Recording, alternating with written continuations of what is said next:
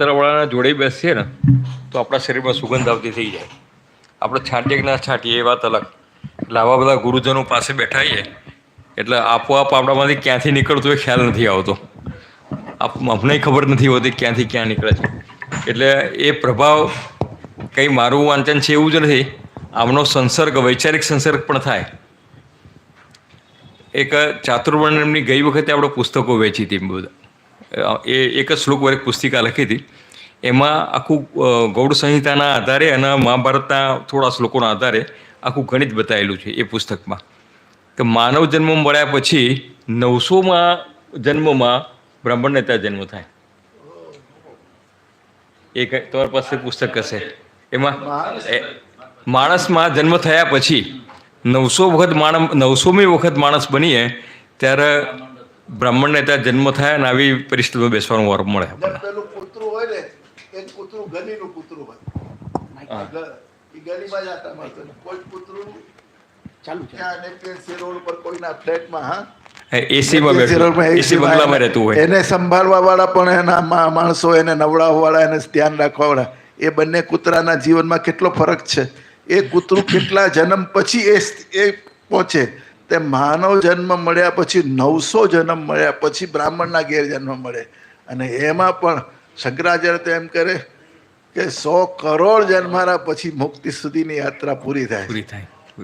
હા, આટલા જન્મો પછી 84 લાખ યોની કે છે. યોની પણ એક યોનીમાં કેટલા વર્ષો? કારણ ઘણી યોનીમાં એક દિવસનું આયુષ હોય, ઘણામાં 300 વર્ષનું આયુષ હોય, ઘણી યોનીમાં 500 વર્ષનું આયુષ હોય. ખનિજ યોનીમાં કે પર્વત ઇત્યાદિ બન્યા હોય તો 2000 વર્ષના આયુષ થઈ જાય એમાં. એટલે આયુષનું માન એ રીતે અલગ થાય. એટલે સરેરાશ વર્ષો ગણો તો એમને કહ્યું આપ ગુરુજી એ પ્રમાણે કરોડો વર્ષ થાય ત્યાં સુધી પહોંચાય. હવે આપણે સંધ્યામાં ઉપસ્થાન સુધી પહોંચી ગયા હતા. ઉપસ્થાન થઈ ગયું હતું. અને પછી ઉપસ્થાન પછી જે આવે છે એમાં જપ ગાયત્રી મંત્રના પણ જપાત સિદ્ધિ ન સંશય. જપથી જ બધી સિદ્ધિ પ્રાપ્ત થાય. નિરંતર તમે જપ કરો એટલે એક પ્રકારનો અંદરથી આંતરસ્ફોટ અને બાહ્યસ્ફોટ થાય શબ્દોનો. અલ્ટ્રાસોનિક જે સાઉન્ડ્સ બહાર નીકળતા હોય એ સાઉન્ડ્સની એવી અસર થાય. આ સાઉન્ડ્સની વાત નીકળે ને તો મંત્રો કેવી રીતે અસર કરે છે બધું કહું. અહીંયા આગળ પેલું ગુડ નાઇટ લગાવો આપણને ખબર નથી પડતી. અથવા તો પેલા રોડેન્ટ અલ્ટ્રાસાઉન્ડવાળું એક મશીન આવે છે એ તમે લગાવો ને એટલે તમને ખબર નથી પડી. તમને કંઈ એમાં સંભળાય નહીં એમાંથી શું નીકળે છે. પણ એ અલ્ટ્રાસાઉન્ડ જે મશીન છે ને એમાંથી ઉંદર નથી આવતો ત્યાં આગળ. આવી આ મંત્રોના જે સ્પંદનો નીકળે છે એ વાતાવરણની અંદર ઘણા બધા એવા તત્વો તરતા હોય. એ તરતો આપણાથી દૂર ભાગવા મળે અને એના જે તરંગો જનરેટ થાય એ તરંગો ઈષ્ટ સુધી આપણા સંદેશાનું અનુસંધાન કરી આપે. અને પછી એ ઈષ્ટ શક્તિ એ કનેક્શન ત્યાં જોડાઈ જાય એટલે ઈષ્ટનું જે પાવર હોય સપ્લાય એ આપણા સુધી આવતો થઈ જાય. જપ નિયમપૂર્વક થાય, ક્રમબદ્ધ થાય તો એનું સવિશેષ ફળ હોય છે. કારણ કે ગીતામાં પણ કહ્યું યજ્ઞાનામ જપ યજ્ઞોસ્મિ. જપ એ કરવો પણ યજ્ઞ છે. અરે આપણા ત્યાં તો બધાનો યજ્ઞ કયો? હમણાં જ બપોરે વાત કરતા વાંચવું યજ્ઞ, સંસાર સુખ ભૂકવવું એ પણ યજ્ઞ છે. ખાવાનું ખાવું એ પણ યજ્ઞ છે. બ્રહ્માર્પણમ બ્રહ્મવિ બ્રહ્માગ્નો બ્રહ્મણાહોતમ બ્રહ્મવિ વદન ગંતવ્ય બ્રહ્મ. જમવાનું એ પણ યજ્ઞ. કારણ આપણે એ ભાવથી જમતા એક શુદ્ધ આહાર અંદર બેઠેલા મારા વિશ્વાનરને હું આપું છું. અને જેવી રીતે યજ્ઞકુંડમાં પડેલો જે આહુતિ છે હવ્ય એ બ્રહ્માંડ સુધી પહોંચી જાય અને બ્રહ્માંડમાંથી એનું ફળ સર્જન થાય. એવી રીતે અહીંયા પહોંચેલું જે દ્રવ્ય છે એ કામના સિદ્ધિ બુદ્ધિ પહોંચે. રોગ હોય દવા લઈએ એટલે પેટમાં જાય. એ પેટમાં ગયેલા પેટના વિશ્વાંદરને ખબર જ છે કે આ દવાને ક્યાં મોકલવાની. આ માથું દુખ્યું હોય અને મેં ગોળી લીધી એટલે પેટના વિશ્વાંદરને ખબર છે કે આનું માથું મટાડવાનું. મને ઝાડા થઈ ગયા હોવાનું દવા લઉં એટલે પછી પેટને ખબર જ છે વિશ્વાંદરને કે આના આપણે ઝાડા બંધ કરવાના, આંતરડાનું સાંકુજી નાખવાનું. હા, હાડકા દુખતા હોય તો એ વિશ્વાસને ખબર છે કે આના આ દવાને ક્યાં મોકલવાની મારે. એટલે આપણે ભોજન કરીએ છીએ એ પણ યજ્ઞ. જે શ્વાસ લઈએ છીએ ગીતામાં પણ કહ્યું છે અપાન વ્યાનમાં એ જે શ્વાસ લઈએ છીએ એ પણ યજ્ઞ છે. આપણે જો કોઈ પણ વસ્તુ પરમાત્માના કેન્દ્રમાં રાખી અને જો કરતા હોઈએ તો આપણું પ્રત્યેક કાર્ય એ યજ્ઞ જ છે. એના માટે વિશેષ યજ્ઞ કરવાની જરૂર નથી. જો કે આના ઉપર મેં ઘણા બધા વિડીયો બનાવ્યા છે. પ્રાણાયામ ઉપર પણ 1.5-2 કલાકનો વિડીયો છે, શાસ્ત્ર ઉપર પણ છે, ભોજન એક યજ્ઞ એના પર પણ વિડીયો ને બધા ચેનલ ઉપર છે જ. બધાનું ઊંડાણ નથી ઉતરતા. પણ મેં જે કહ્યું એ પ્રમાણે તમે જે કંઈ પણ કરતા હો એ જો વિધિ અથવા શાસ્ત્ર સંમત હોય, વિધિવત કરતા હોઈએ તો જ એની અસર. કે ભાઈ ઘનશ્યામભાઈ વૈદ્યની મેં દવા લીધી પણ એમને કહ્યું કે આંબલી ના ખાતા. કે આપણે આંબલી ખાવામાં શું ફરક પડશે યાર, એક ગોળી વધારે લઈ લઈશું, આંબલી ખાઈ લઈએ ને. અચ્છા, પકોડી પૂરીની ચટણી ફર્સ્ટ ક્લાસ પડી હોય ને પછી આંબલી નહીં ખાવાની, પકોડીની કેમ મજા આવે ખાવાની. એટલે હું 2ના બદલે એમને 2 ગોળી આપી, હું 3 ગોળી ખાઉં પણ આંબલી તો ખાઉં. પરિણામ શું થાય? એ ઔષધ વિકૃત થાય, એ ઔષધ વિકૃત થાય. અને પથ્ય વગરનું જે હોય આચરણ, આહાર વિહારમાં જો પથ્યાપથ્યનો વિચાર ના કરીએ તો પથ્યાપથ્ય વિના નામ વેશજા નામ સતૈ રવિ. સેંકડો દવાઓ કરો તમે પણ જો પથ્યપાલન ન થતું હોય તો એ ઔષધનો કોઈ અર્થ રહેતો નથી. એ ઔષધ તમારા માટે નિરર્થક છે. એટલે જપાનુષ્ઠાન કરતા હોય ઘણા લોકો કે મેં 24 લાખ ગાયત્રીનું અનુષ્ઠાન કર્યું, ઠીક છે, પણ આ પ્રારબ્ધ પ્રમાણે ફળ મળતું હોય છે અને આપણે પણ અસર ઘણી વખત નથી કરતા ત્યારે આપણે અંદર થોડું અંદર ઝાંકવાની જરૂર ઊભી થાય. તેમાં આપણે જરા આત્મદર્શન કરવાની જરૂર થાય કે આ જપ ના ફળે એવું તો બને જ નહીં. કારણ કે વિશ્વામિત્ર ઋષિ કહી, મોટા મોટા ઋષિઓ કહી ગયેલા સિદ્ધ વાત કે જે ગાયત્રી મંત્રથી આખા નવા બ્રહ્માંડનું સર્જન કરવાનું સામર્થ્ય આવ્યું હોય એ ગાયત્રી મંત્રની અસર આપણને કેમ ના થાય?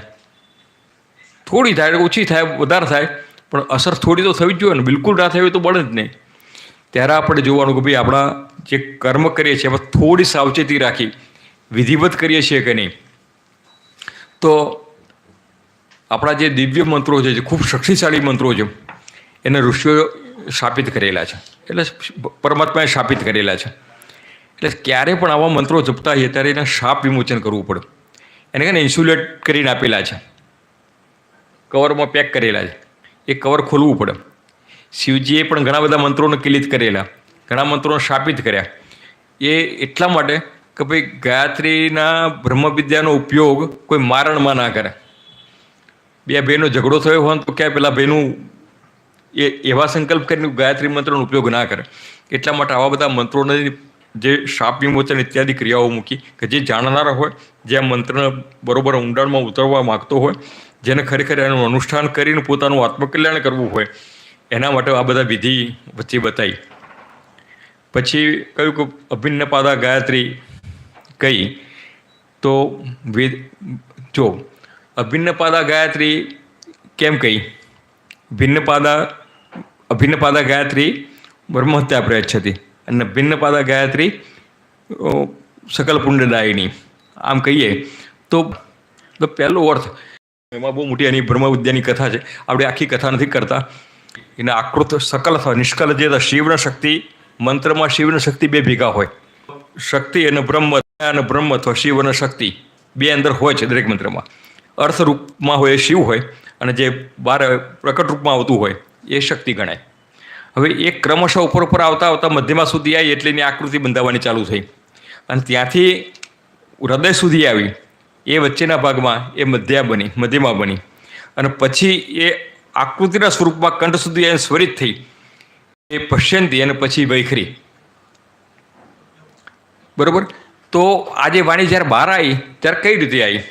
આપણે વેદનારાયણના જે પગ ગણ્યા એને છંદને આપણે પગ ગણ્યા. છંદ આપણા વેદનારાયણના પગ. હવે આપણે ભિન્નપાદાનું તમને અર્થ સમજાવું તો આપણે ચાલવું હોય તો શું કરીએ? 2 પગ સાથે ઉપડે ખરા અથવા સળંગ ચલાય. 1 પગ મૂક્યા પછી બીજો પગ મૂકવાનો, પછી ત્રીજો પગ. આ રીતે આપણે ચાલીએ સામાન્ય રીતે. તો દરેક પદના વચ્ચે વિરામ આપવો. અને વિરામ કદાચ આપણે ન આપી શકતા હોય તો કોઈ પણ બીજ લેવા. ધારો કે હું તો મારા જે બધાને શીખવાડ્યું એમને હમજુમ સહ એવા દરેક પદાંતે એક બીજ લેવું, એવું મેં બધાને એવો આગ્રહ રાખ્યો હતો. તો અમારા તંત્રમાં અમે લોકો એને આપણે બાલા લઈએ છીએ, તંત્રમાં આપણે બાલા લઈએ છીએ, પણ સામાન્ય રીતે હમજુમ સહ એવો લેવો તો પ્રણવ પણ મૂકવો છે વટે. તો એ છંદ બરોબર ચાલતો જાય અને એની ગતિ એની જે કહેવાય ને સમાંતર ગતિ એની જતી જાય ને એનાથી જે તમે સીધો પથ્થરો નાખો અને જે અસર થાય, કોઈને અહીંથી કાંકરેચાર જો કરવો હોય, અહીંથી આમ નાખ્યો તો હમણાં ઉપર જઈને પડ્યો, પણ એને થોડા દૂરથી ગોલલમાં ફેરવી અને પછી આમ છૂટો મેકું તો છેક ત્યાં સુધી પહોંચી જાય. શ્રીપાદભાઈ સુધી પહોંચાડવો હોય મારે તો અહીંથી ગોફણમાં વીંટાળીને પછી નાખવો પડે, રોદનભાઈ સુધી તેમને પહોંચી જાય. તો નિરંતર માળાના તૈયાર જે જપ જ્યારે કરીએ ત્યારે જપની અંદર એની જે વેલોસિટી છે, એની ગતિ છે, એ ગતિમાં એટલી બધી નિયમિતતા આવી જાય અને વેલોસિટીનું મહત્ત્વ ઘણું જ વધારે છે. કારણ કે તમારે યુનિવર્સની વેલોસિટી સાથે તમારી વેલોસિટીને સેટ કરવાની છે. તમારી ગતિને પ્રકૃતિની ગતિ સાથે તમારે એને તાલ મેળવવાનો છે. આપણે ટ્રેનમાં ચડવું હોય ને તો ટ્રેન ચાલુ થઈ ગઈ અને ચડવાનો વખત આવ્યો તો સીધા આમ નથી ચડાવતું. અભિવાદન પણ એટલા માટે જ કરવાનું છે. વડીલોના ગુરુજનોના આપણે પગે લાગીએ, હું પગે લાગીશ તો ગૌતમ ગુરુજી મોટા થઈ જશે એવું ક્યારેય નથી. એ મોટા છે માટે મારે પગે લાગવાનું, એ જ્ઞાનવૃદ્ધ છે માટે મારે પગે લાગવાનું. મારા પગે લાગવાથી જ્ઞાનવૃદ્ધ નથી થવાના. તો એવી રીતે એની વેલોસિટીમાં આપણે આવવાનું છે, કારણ કે એમની ઓરા મોટી છે આપણા કરતાં. ટ્રેનમાં ચડવું હોય તો પહેલાં એના સાથે ગતિ તાદાત્મ્ય મેળવવું પડે, એના સાથે થોડું રનઅપ કરવું પડે અને પછી હેન્ડલ પકડીને ટ્રેનમાં ચડાય. સીધા ચડીએ શું થાય? કાં તો પગ આવી જાય નીચે, કાં તો આખા આવી જઈએ.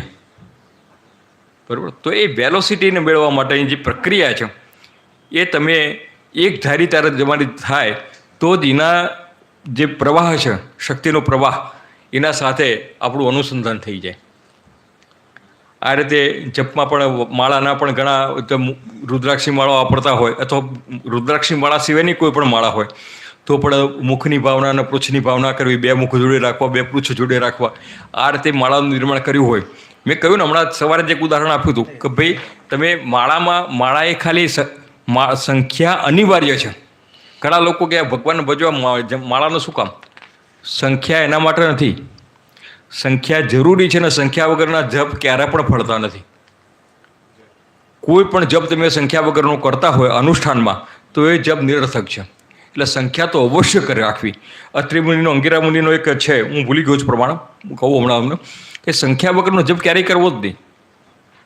તો સંખ્યા માટે શું? તો ઉત્તમ માળાઓ બધી બતાવી ઘણી પ્રકારની. આની મુક્તિ માળા છે, સ્ફટિકની માળા છે, તુલસીની માળા છે, કંઠી છે, રુદ્રાક્ષની, જે કામના પ્રમાણે જે આપણા સંપ્રદાય, આપણા ઘર પ્રમાણે અનુકૂળતા હોય એવી માળા લેવી. પણ સર્વોત્તમ માળા જે ગણી અમે જે આગ્રહ રાખીએ છીએ એ વર્ણમાળા ગણી. કારણ આપણા જે વર્ણ છે ને એ એક એક અક્ષર એની અંદર દેવતાઓની શક્તિ સમાયેલી છે. અકારાદિક સકારાંતા માતૃકા વર્ણરૂપિણા. અકારથી લઈને સકાર સુધીના એક એક અક્ષરની અંદર એક એક શક્તિ રહેલી છે. જે 51 શક્તિપીઠો બની ને એ જ આ માતૃકાઓ છે, 51. અને તમે જુઓ, તમે આપણું લિટરેચર જુઓ, હું તમને સરસ દાખલો આપું. તો કોઈ પણ ભાષા લો, એ 51 અક્ષરથી બહારનું કોઈ અક્ષર નથી, એમાં કોઈ નથી. તમે કહો ધીસ તો ધ આવ્યો, ઈકાર આવ્યો, શ આવ્યો. ધેટ તો શું આવ્યું? ઉર્દુમાં બોલો, નમાજ, ન આવ્યો, મ આવ્યો, અ આવ્યો, જ આવ્યો. સલામ, સ આવ્યો, લ આવ્યો, અ આવ્યો, મ આવ્યો. 51 અક્ષરથી બહાર કશું જ નથી. અને આ જ 51 અક્ષરમાં કેવી અદ્ભુત શક્તિ કે એ જ 51 અક્ષરથી 4 વેદ, 4 ઉપવેદ, 18 પુરાણ, 18 ઉપપુરાણ, સ્મૃતિઓ અને ઉપનિષદો, એ સિવાય રામાયણ, મહાભારત જેવા ઇતિહાસ, આવું અસંખ્ય લિટરેચર 51 અક્ષરમાંથી બન્યું છે. 52મો અક્ષર નથી. એટલે આ વર્ણોની તાકાત છે. એટલે વર્ણમાળા આપણે આમાં લખેલી જ છે. અત્યારે તો કદાચ સમયને અનુકૂળતા નહીં રહે, પણ તેમ છતાંય સમજવું હશે તો છેલ્લે પરમિટ બધા કરશો તો બતાવીશું. તો એ 51 અક્ષરની વર્ણમાળા કરો. કોઈ જગ્યાએ તમારે માળા લઈ જવાની જરૂર નહીં. માળા ન હોય તો એ તમે એમ બેસી શકો. અને એ માળાના પૂર્વ ધ્યાન અને પૂજન, એકોપચાર અથવા પંચોપચાર જે આપણી ઈચ્છા હોય એ પ્રમાણે, માનસોપચાર જે રીતે એ જે તે દેવતાની માળા કરતા હોય એનું પૂજન, અંતે પણ પૂજન અને માળાનું પણ પૂજન, અક્ષમાલિકા એને છેવટે બોલીને એનું કરવું. હવે આ માળાના ગાયત્રીના જપ સાથે એનું શાપ વિમોચન બતાવ્યું છે. એ આમાં જે એના 5 શાપ છે એ 5 શાપનું વિમોચનનું આમાં વિધિ પુસ્તકમાં આપેલું જ છે. કદાચ આપણને શરૂઆતમાં ના ફાવતો તો ગાયત્રી મંત્ર બોલીને કહી દેવું, બ્રહ્મ શાપ, વરુણ શાપ મુક્તા ભાવ, અગ્નિ શાપ મુક્તા ભાવ, આ રીતે 5 શાપનો વિમોચન એમ ગાયત્રી કરી નાખવું. પછીનું ઉત્કીલન કરવું. ઉત્કીલન કઈ રીતે કરવાનું? તો 8 વખત પ્રાણ બોલવાનું. ઓમ ઓમ ઓમ ઓમ ઓમ ઓમ ઓમ ઓમ. પછી આના બીજ લેવાના, હોમ જુમ સહા. પછી પહેલા પદનું પહેલું વ્યાહૃતિ લેવાની, બુહુ. પછી પહેલું પદ નહીં બોલું, પહેલું પદ, અને પછી ઓમ. પછી પાછા 8 પ્રાણ લેવાના, ઓમ ઓમ ઓમ. પછી બીજું વ્યાહૃતિનું બીજું પદ લેવાનું, ભુવઃ. અને પછી ગાયત્રીનું બીજું પદ લેવાનું, અને પાછું ઓમકાર. અને છેલ્લે ત્રીજું પદ લેવાનું, અને છેલ્લું સ્વહ, અને ગાયત્રીનું છેલ્લું પદ લઈને છેલ્લે ઓમકાર. આટલું બોલ્યા પછી ભો દેવીતમ ઉત્કીલના ભવ, એટલે એનું ઉત્કીલન થઈ ગયું. ઉત્કીલન એટલે મુક્ત થઈ ગઈ, ત્યાંથી એની શક્તિઓ મુક્ત થઈ. જે શક્તિઓ ગુંઠિત રાખી હતી ઋષિઓએ એ તમારા માટે મુક્ત થઈ. પછી 24 મુદ્રાઓ કરવાની આવે છે. આ મુદ્રાનું તો આપણે આગળ વાત કરી ગયા. તો સુમુખમ, સંપુટમ, વિતતમ, વિસ્તૃતમ, દ્વિમુખમ, ત્રિમુખમ, ચતુર્મુખમ, પંચમુખમ, ષણમુખમ, અધોમુખમ, વ્યાપકાંજલિમ, શકટમ, યમોપાસમ, ગ્રથિતમ, ચોન્મુખોન્મુખમ, પ્રલંબમ, મુષ્ટિકા, મત્સ્ય કુર્મો, વરાહંતકમ, સિંહાક્રાંતમ, મહાક્રાંત, મુદગરમ, પલ્લવ. આ જપના પહેલાંની 8 મુદ્રાઓ. જપ કર્યા પછી છેલ્લે બીજી પછી 8 મુદ્રાઓ છે. સુરભી, જ્ઞાન, વૈરાગ્યમ, યોનિ, શંખોદ, પંકજમ, લિંગમ, નિર્ણાયકમ. બરાબર? જપાન તેષ્ટ મુદ્રિકા. આ રીતે 8 મુદ્રાઓ કરવી. અને આ મુદ્રાઓ કર્યા પછી જપ નિવેદન ઇત્યાદિ છે. પછી અભિવાદન.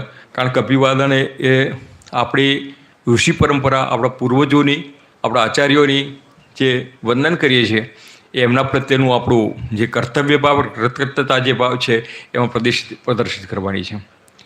દેવતાનું પૂજન, એમાં આપણામાં ખાસ કરીને 5 દેવતાઓનું પ્રાધાન્ય ઘણું છે. ભાગવતના 3જા સ્કંધની અંદર સર્ગ સૃષ્ટિની વાત કરી તો સર્ગ સૃષ્ટિમાં સૌથી પહેલાં પરમાત્માએ પંચમહાભૂત બનાવ્યા. બરાબર? અને એ પંચમહાભૂત પછીની સૃષ્ટિ આપણી ચાલુ થઈ. આપણે બધું બનાવી શકીએ, આવું માઇક બનાવી શકીએ, આવું સ્ટેન્ડ બનાવી શકીએ, આ કાગળ નોટબુક બનાવી શકીએ, પણ આપણે લોખંડ બનાવી શકીએ? બનશે લોખંડ? નહીં બને. આપણે આમાંથી પીણું બનાવી શકીએ, લીંબુ નીચોવીને શરબત બનાવી શકીએ, પણ પાણી બનાવી શકીએ આપણે? નહીં બને. કારણ કે પરમાત્માના અધીન છે. અને પરમાત્મા બનાવ્યું છે એટલું જ નહીં, પણ એમાં પાછો પરમાત્મા પ્રવિષ્ટ થયેલો છે. એટલે આ જે વસ્તુઓ છે એનું નિમિત્ત ગણો, એનું ઉપાદાન કરો, ગણો, એનું જે એટલે એને મહાકારણ કહ્યું પરમાત્માને. એનું ઉપાદાન એટલે સાહિત્ય, આ જે બનાવવા માટેનું જે સાહિત્ય એ પરમાત્મા. માટી ક્યાં? પેલો પૃથ્વી તનો પિંડો કર્યો, રજ ક્યાંથી લાવ્યો હશે જે કહીએ છીએ તો બરાબર. તો એ ચાક પર બેસીને ઘડનારો કેવો હશે? આપણને કલ્પના પણ ના આવે આવો માટીનો પિંડો. તો એ ઘડનારની અકલ્પ્ય વસ્તુ છે, અનિર્વચનીય છે. તો આ બધા જે પંચમહાભૂતો છે ખાલી ભૂત જ છે એવું નહીં, પણ એ ભૂતોની અંદર જે શક્તિઓ છે એ ભૂતોના જે અધિષ્ઠાતા છે એ જ આપણા શિવ, ગણપતિ, સૂર્ય, શક્તિ અને વિષ્ણુ. આ 5 છે. એમનું આપણે પૂજન કરીએ છીએ. અને પૂજન કર્યાથી આ પંચભૂતોની આપણા સાથે પૃથ્વી પર બધું જ પંચભૂતો સિવાય થતું જ નથી. તમે ખાવાનું કરો તો પંચભૂત વગર થાય? પહેલાં તો અનાજ લાવવું પડે, પૃથ્વી તત્વ. પછી એમાં પાણી મેળવવું પડે, પાણી વગર પાકવા નથી. પછી ગેસના ચૂલા પર ચડાવવાનું અગ્નિ તત્વ. પછી અંદર વળાળ જવાની જગ્યા હોવી જોઈએ, આકાશ. આ 5 તત્વો સિવાય ક્યાંય છુટકારો નથી. પેટમાં પણ અનાજ છે ત્યાં પણ પંચતત્વો આવે પાછા. આ પંચતત્વનું ચક્ર એટલું ચાલે સૂક્ષ્મ સૂક્ષ્મ સુધી કે જે આપણા જેને કહીએ ને એનો કોઈ અંત જ નથી. એટલે આ પંચભૂતોના સિવાય આપણો ઉદ્ધાર નથી. એટલે પંચભૂતોના અધિષ્ઠાતાની અનુગ્રહ પ્રાપ્ત થાય એટલા માટે આપણે ખાસ કરીને આપણી સંસ્કૃતિની અંદર બીજા નવા ભગવાન તો ઘણા બધા આવે છે. રોજ લગભગ 100-150 વર્ષે એક નવો ભગવાન પેદા થઈ જાય છે. પણ એ બધા ભગવાનમાં આપણે પડવાની જરૂર નથી. આપણે જે પંચ દેવતા છે આપણા બ્રાહ્મણો માટે હવે તો આવી જાય.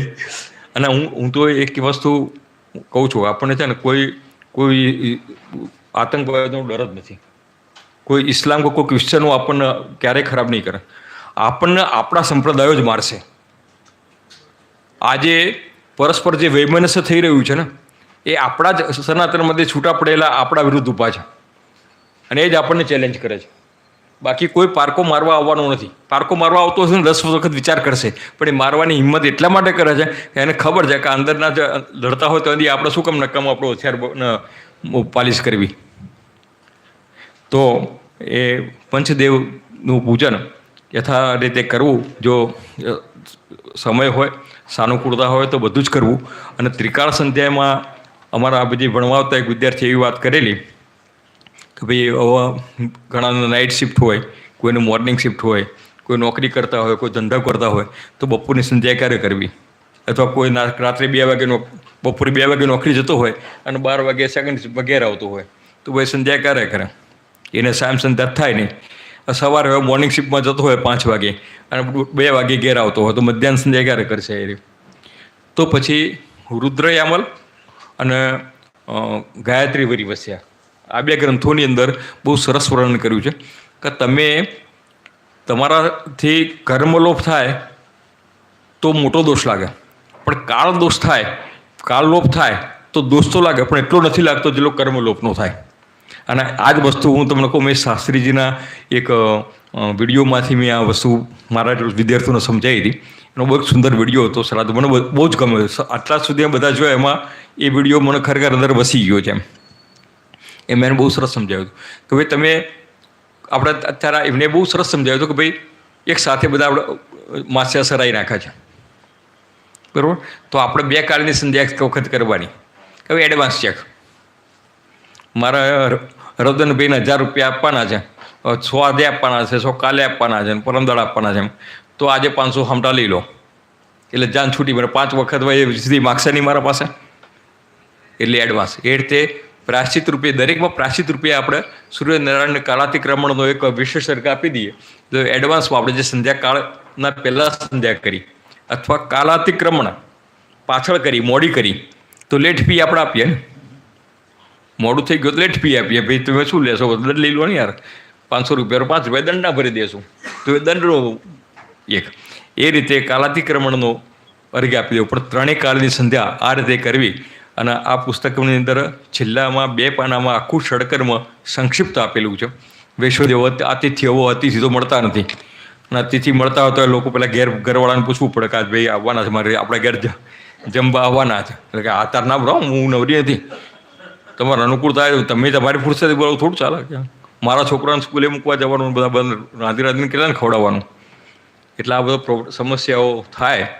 તો એવા સંજોગોમાં અમે એમને કહ્યું કે કોઈ ના મળે તો વાડકીમાં ગોળ કે સાકર જે મળે એમાં તુલસીનું પાનું મૂકી અને ભગવાનને મહાઅતિથિ ગણ્યા જ છે, તો વિષ્ણુ ભગવાનને નૈવેદ્ય કરી લેવું. મહાઅતિથિ સ્વરૂપણે ભગવતે મહાવિષ્ણુવે નમઃ કરી અને આતિથ્ય પૂરું કરી દેવું. કારણ કે પછી કોઈ રસ્તો નથી. એટલે એવું છે, કર્મલોપ તો કરવો નથી આપણે. તો ખાંડ નહીં, તો ખાંડ તો ચપટી ખાંડ મૂકીને એક તુલસીનું પાંદડું મૂકે, ભગવાન તો ખુશ થઈ જાય છે. ભગવાન તો ખુશ થઈ જાય, તમે ખાલી આતિથ્ય થઈ ગયું તમારું, પૂરું. આવી રીતે વિશ્વદેવનો પણ અંદર પ્રયોગ આપ્યો છે. પછી તમે બ્રહ્મયજ્ઞ કરો તો આમાં એનો પણ પ્રમાણ પણ મૂક્યું છે આ બુકની અંદર કે બ્રહ્મયજ્ઞ કરો, બધાને ખબર નથી ભાઈ 4 વેદના મંત્રો, બ્રાહ્મણ મંત્રોના બધા ખબર નથી. બ્રહ્મયજ્ઞની અંદર કેવું છે, બહુ સરસ બતાવ્યું છે કે બ્રહ્મયજ્ઞ કેમ કરવાનું. કે બ્રાહ્મણને ઘેર જન્મ્યા, કમસે કમ તો ખબર તો હોવી જોઈએ ને. વેદના પહેલાં કયા આપણા કેટલા દર્શન, કેટલા શાસ્ત્રો એની પહેલાં લીધા.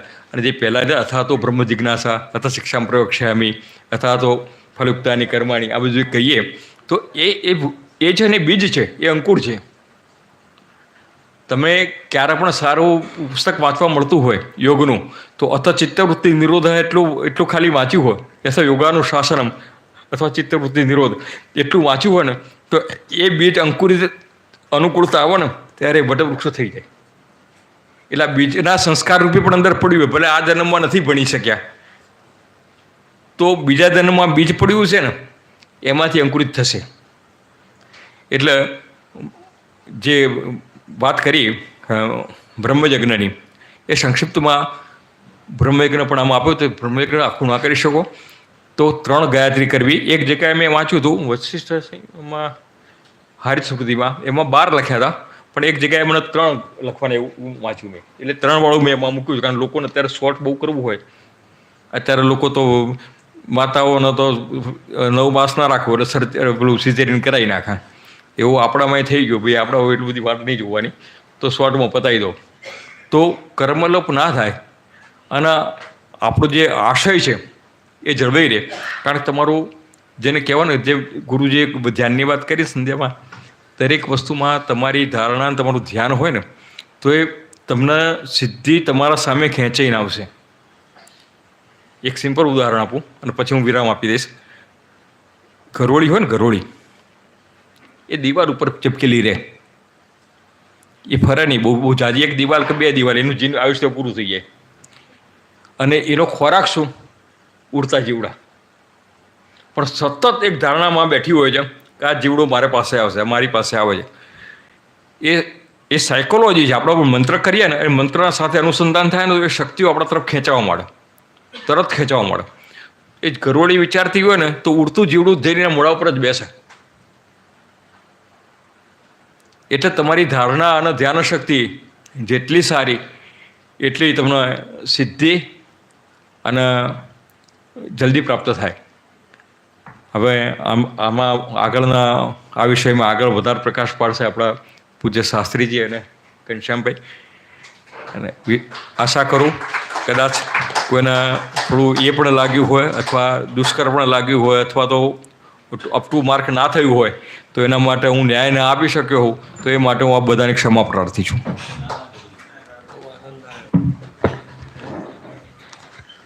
આપનો વિષય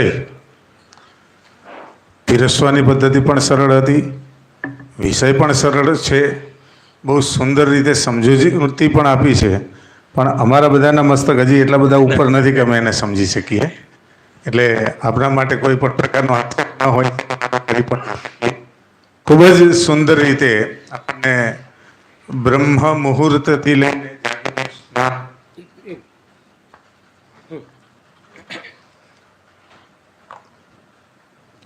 સ્નાન, સંધ્યા વગેરે, અને સંધ્યાની અંદર છેક 3 સંધ્યા અને ત્રિકાલ સંધ્યાની અંદર ન કરી શકીએ તો એનો પ્રાયશ્ચિત્ત શું, વૈશ્વદેવ ન કરી શકીએ તો એના પ્રાયશ્ચિત્તમાં પણ 3 ગાયત્રી કરવી. એ આપે સુંદર સમજૂતી આપી. અને એના વિષયની અંદર ગૌતમભાઈ ગુરુજીએ પણ સટકર્મ કયા કયા કહેવા, કયા સટકર્મ એના વિષયમાં સમજાવ્યું. અને આજે આજનો વિષય ચાલ્યો એની અંદર આપ મહાનુભાવોમાંથી કંઈ એમાં કંઈક પીરસવાનું ઘનશ્યામભાઈ, ડૉક્ટર ઘનશ્યામભાઈ. અને ત્યારબાદ આપણે હજી સટકર્મ આગળ ચલાવવાનું છે એટલે એના વિષયમાં હજી જપ, હોમ વગેરેના વિષયની અંદર પણ લેવાનું છે આગળ. તો એના વિષયમાં વિનંતી કરું પૂજ્ય શ્રી ડૉક્ટર ઘનશ્યામભાઈ, આપ કંઈ ઉમેરો.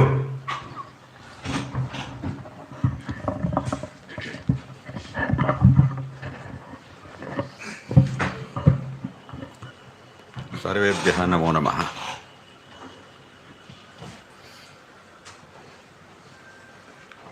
બંને ગુરુજીઓએ ખૂબ જ સુંદર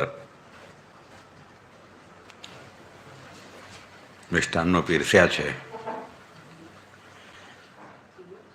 મિષ્ટાનમાં તો કઈ મસાલો નખાય નહીં, મિષ્ટાન તો ડાયરેક્ટ જ જમવાનું હોય ને.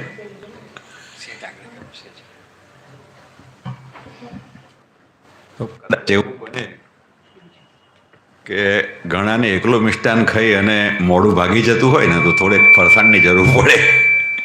એટલે ફરસાણ પીરસવાનો પ્રયાસ કરીશું, કારણ કે મિષ્ટાન તો બધું પીરસાઈ ગયું છે. ષટકર્માણી દિને દિને, આ 6 કર્મો આપણા માટે નિર્ધારિત કર્યા શાસ્ત્રોએ.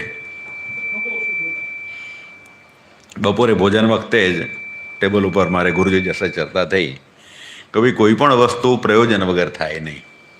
પ્રયોજનમ અનુદ્દેશ્ય મંદઃ અપી ન પ્રવર્તતે. સાવ કંઈ ન જાણતો હોય એને આ શા માટે કરવું હોય, જ્યાં સુધી જાણે નહીં કે મારે આ કરવાથી આ થશે. આપણે કંઈ પણ પૂછે નાનું બાળક તો એમ મને શું મળશે એનાથી, પપ્પા મને શું ફાયદો. એટલે પહેલાં એને પ્રયોજન સમજવું પડે. તો પહેલું તો માનવ દેહ મળવો કેટલો મુશ્કેલ છે વાત કરી, અને માનવ દેહ મળ્યા પછી એ બ્રાહ્મણનો દેહ મળવો તો બ્રાહ્મણ દેહ મળ્યા પછી આ દેહની ઇતિ કર્તવ્યતા શું છે? આ દેહ મળેલો સાર્થક ક્યારે થાય? તો બે વસ્તુ એમાં બતાવી. માણસ શા માટે સતત પ્રયત્નશીલ રહે છે? તો કે છે દુઃખની આત્યંતિક નિવૃત્તિ અને નિરતિશય સુખની પ્રાપ્તિ. આ બે વસ્તુ મુખ્ય પ્રયોજનો છે જીવનના. દુઃખની આત્યંતિક નિવૃત્તિ એટલે જડ મૂળથી. આપણે કહીએ ને ભાઈ કે એલોપેથી વાળા રોગ દબાવી દે અને આયુર્વેદ વાળા મૂળમાંથી રોગ કાઢે. તો દુઃખની આત્યંતિક નિવૃત્તિ એટલે મૂળમાંથી દુઃખ જાય. તો આ દુઃખ છે શું એ સમજવું પડે. કોઈ પણ વસ્તુને મૂળમાંથી કાઢવી હોય ને, ઘૂસણખોરો રોહિંગ્યાઓને કાઢવા હોય તો એમને પહેલાં ઓળખવા પડે કે ભાઈ કોણ છે ઘૂસણખોર, આતંકવાદી કોણ છે. ઓળખ્યા વગર એમને લાકડી લઈને બધાના એ થાય. તો દુઃખના કારણો શું છે? તો શ્રીમદ ભાગવતનો જે પહેલો જ શ્લોક મહાત્મ્યનો છે ને, સચ્ચિદાનંદ રૂપાય, એમાં લખ્યું છે તાપત્રય વિનાશાય. તો તાપ એટલે દુઃખ, અને એ શું છે? પાપનું ફળ તાપ છે. તાપ શું છે? પાપનું ફળ છે. પાપનો નાશ કરવાની વાત ત્યાં નથી કરી, પણ પાપના ફળનો નાશ કરવાની છે. વિચાર કરો કે આપણા આચાર્યોએ કેટલી કૃપા કરી છે. એમણે કીધું છે કે પાપ નહીં કરવા, પણ છતાંય ઈચ્છાએ અનિચ્છાએ કોઈ પણ પરિસ્થિતિમાં પાપ તો થવાના જ છે. એટલે એનાથી ડરવાની જરૂર નથી. પણ આવા કર્મો કરતા રહો તો પાપનો તાપ તમારાથી દૂર રહે. આ પહેલું પ્રયોજન છે. તાપત્રય વિનાશાય. અને આ ત્રણ તાપ છે એ આધિ દૈવિક, આધિ ભૌતિક અને આધ્યાત્મિક. આ ત્રિવેણી છે ને, એ વિશ્વની કોઈ વસ્તુ એવી નથી કે જે આ ત્રિવેણીની બહાર હોય. આધિ દૈવિક, આધિ ભૌતિક, આધ્યાત્મિક. વિષય, ઇન્દ્રિય અને એનો દેવતા. વિષય એ અધિભૂત છે, ઇન્દ્રિય અધિદેવ છે, અને પેલો છે અધિઆત્મન છે. તો આ ત્રણ વસ્તુ દરેક જગ્યાએ રહેવાની છે. તો હવે આ દુઃખ છે એ તો પાપનું ફળ છે. તો પહેલી વસ્તુ તો આપણાથી પાપ ન થાય એની ધ્યાન રાખવાની છે. ભલે થાય પણ ઓછા થાય. પાપ કોને કહેવાય કોને ન કહેવાય એ પ્રાયશ્ચિતની ચર્ચામાં ઉતરીએ તો પાછું બહુ લાંબુ થઈ જાય, એટલે એમાં આપણે પડવું નથી. પણ આપણે ખાલી પાપ ન થાય તો દુઃખ ઓટોમેટિક ઓછા થાય. અને દુઃખ ઓછા થાય તો સુખ પામવા માટે પ્રયત્ન કરવાની જરૂર નહીં. પછી સુખ આપોઆપ જ આવે. એટલે buy one get one free એના જેવું છે. પાપ ન કરો તો પાપ એનાથી જે દુઃખો આવવાના છે દૂર થવાના છે, અને સુખ આપોઆપ મળવાનું છે. હવે આ સુખ અને દુઃખ ક્યાં છે એનું ચિંતન આપણા શાસ્ત્રો કરે છે. તો સામવેદનું છાંદોગ્ય ઉપનિષદ છે, એમાં એક વાક્ય છે, નાલ્પે સુખમ અસ્તિ ન અલ્પે સુખમ અસ્તિ. અલ્પમાં સુખ નથી. તો અહીંયા શું કહે છે? અલ્પ સંસાર. અલ્પ, આ સંસાર અલ્પ છે. અલ્પ શું કામ છે? તો કહે છે અનિત્યત્વાત. ભાષ્યમાં લખ્યું. વેદાંતની અંદર નિત્ય અને અનિત્યને જાણવું એનું નામ વિવેક બતાવ્યું છે. નિત્ય શું અને અનિત્ય શું એ જાણો એનું નામ વિવેક. અને એ વિવેક આવ્યો એટલે પછી અનિત્યને છોડી દો અને નિત્યની તરફ જાઓ, એટલે સુખની પ્રાપ્તિ. અને એ જ વસ્તુ આપણું બૃહદારણ્યક ઉપનિષદ એમ કહે છે, અતઃ અન્યાદ આરતમ. અતઃ એટલે પરમાત્મન, અકારો વિષ્ણુ રૂપ પ્રોક્ત, એટલે અતઃ અકારાત અન્યત આર્તમ, એના સિવાય બધું દુઃખ છે. એટલે પરમાત્માની પ્રાપ્તિ કરવી જોઈએ. હવે એ પરમાત્માની પ્રાપ્તિની અંદર ચાર મોટામાં મોટા અવરોધો છે જે દરેકની જિંદગીમાં આવે છે. અને એટલા માટે જ આ સંસારને દુસ્તર કહ્યો છે.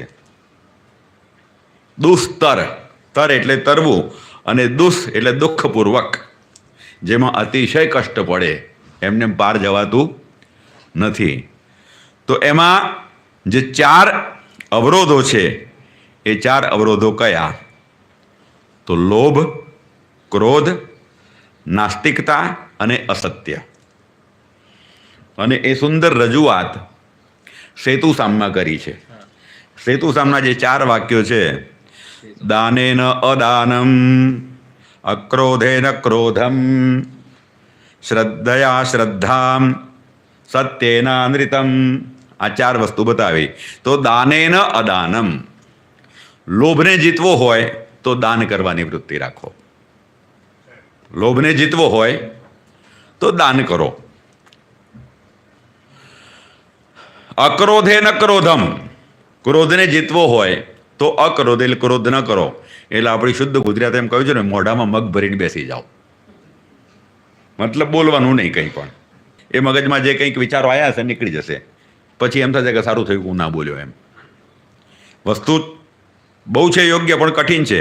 પછી નાસ્તિકતા, તો એ દૂર કરવી હોય તો શ્રદ્ધયા અશ્રદ્ધામ, શ્રદ્ધા વડે અશ્રદ્ધાને જીતો.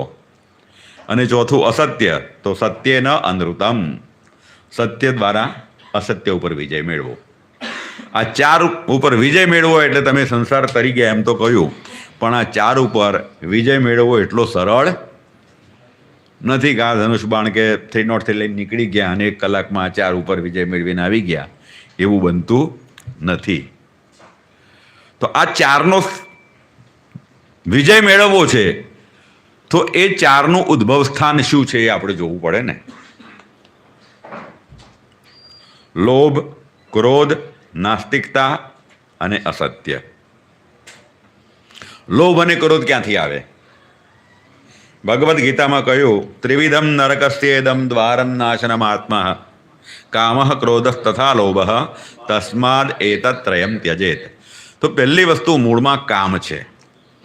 અહીંયા 5મા તરીકે કામ એટલા માટે નથી લખ્યું કે પહેલા 2 વાક્યો આપણે લખ્યા ને એમાં કામ આવી ગયો કે દુઃખની નિવૃત્તિ અને નિરતિશય સુખની પ્રાપ્તિ એ કામની અંતર્ગત આવી ગયા.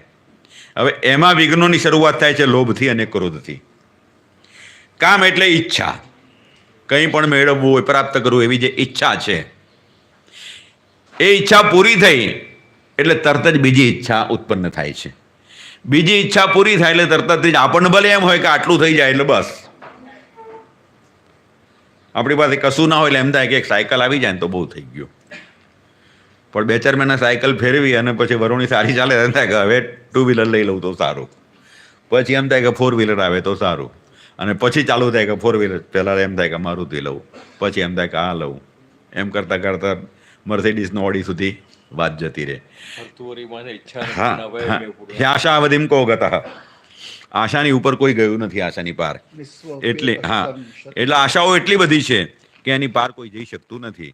એ બતાવે છે લોભ કે એક પૂરું થાય એટલે તરત જ બીજું ઊભી થાય. અને એ ઈચ્છા જો પૂરી ન થાય તો ક્રોધ. એટલે કામના 2 દીકરા, લોભ મોટો દીકરો અને ક્રોધ નાનો દીકરો. અને એ 2ની પરિપૂર્તિ કરવા માટે નાસ્તિકતા અને અસત્ય આ 2ના હથિયારો છે.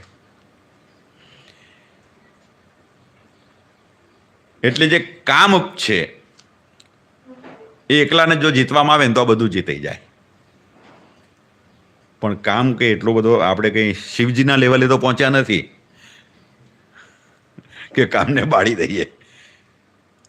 તો એના માટે શું કરવું પડે? કામ છે ને એ મેન્ટલ પ્રોસેસ છે. કામ એ કોઈ ભૌતિક પદાર્થ નથી. એટલે ભૌતિક રીતે તમે કામ ઉપર વિજય મેળવી શકો નહીં, પણ એના માટે તમારે માનસિક પ્રોસેસ કરવી પડે. કારણ કે મનની વૃત્તિઓ સાથે કામ જોડાયેલો છે. ઇન્દ્રિયો જે બહારની છે એ વિષયને જુએ અને એ પછી એનાથી ઈચ્છા જાગૃત થાય. એ મનને કે મન આત્માને કે આપણને વસ્તુ લેવાની દોડ લાગે એની પાછળની. પણ પેલું જે મન ઉપર તમે કંટ્રોલ કરો તો તમારી ઇન્દ્રિયો વિષયને જોઈને એમ કહે તો મન એની પાછળ દોડે નહીં. એટલે મનને તમારે વાળવાની વાત છે. એટલે માનસિક પ્રક્રિયા છે. એટલે પાપનો સ્ત્રોત પણ આપણે પ્રાયશ્ચિત કરીએ ત્યારે કાયિક, વાચિક, માનસિક જે બોલીએ છીએ તો એમાં કાયિક એટલે શરીર, સૌથી ઓછા પાપ શરીર કરે, પછી એના કરતાં વધારે વાચિક અને એના કરતાં માનસિક. અહીંયા બેઠા બેઠા કોઈને ગાળ બોલવી હોય તો 10 વાર વિચારવું પડે, પણ 100 ગાળ મનમાં આપી દઉં તો કોઈને ખબર પડવાની છે? એટલે માનસિક પાપો છે એ સૌથી વધારે થાય. એટલે આપણી આજે બધી જ ષટકર્મની વાતો છે એ પાપોની નિવૃત્તિ માટે છે. વેદાંત દર્શનના પ્રકરણ ગ્રંથ વેદાંત સારમાં એક વાત એવી કહી કે નિત્ય નૈમિત્તિક પ્રાયશ્ચિત્ત કામ્યાની ચતુર્વિધાની કર્માણી. આ 4 કર્મો ત્યાં બતાવ્યા છે: નિત્ય કર્મ, નૈમિત્તિક કર્મ, કામ્ય કર્મ અને પ્રાયશ્ચિત્ત કર્મ. તો એમાં નિત્યાની સંધ્યાવંદનાની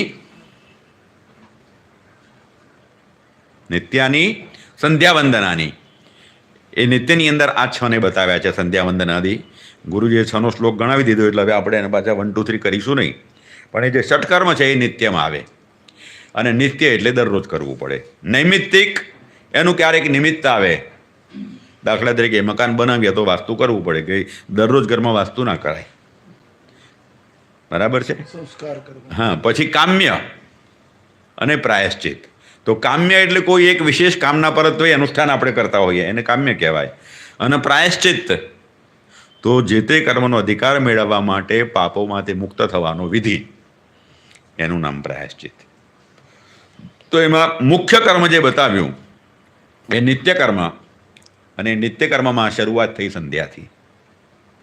હવે ત્યાં આગળ નિત્ય કર્મ કરવાથી કોઈ પુણ્ય પ્રાપ્ત થાય છે એવું વેદાંત દર્શનમાં લખ્યું નથી. એટલે સવારે જ ભાઈ શ્રી પરંતપભાઈએ કહ્યું હતું કે ઘણા લોકો એવા છે, અને મેં પણ જોયા છે, કે સંધ્યા કરવા બેસે એટલે મહાત્માને શ્રુતિ સ્મૃતિથી લઈને બહુ છેક લક્ષચંડી સુધી પહોંચી જાય. અને જનરલી સંકલ્પ એવો જ થતો હોય છે કે શાંતિ કર્મમાં જે બોલે એટલું લક્ષચંડીમાં બોલતા હોય ને એટલું અતિરુદ્રમાં બોલતા હોય. અને આ માટે એક મારો વ્યક્તિગત અનુભવ તમને કહું. કલોલમાં સોમયાગ હતો અને સાઉથના બ્રાહ્મણનો આવેલા. ત્યાં આગળ પછી એક ત્યાંના પ્રોફેસર હતા, હિસ્ટ્રી ચાલે અને હિસ્ટ્રીનું એક સોપાન પૂરું થાય એટલે એ કોમેન્ટ્રી આપતા હતા હિન્દીમાં.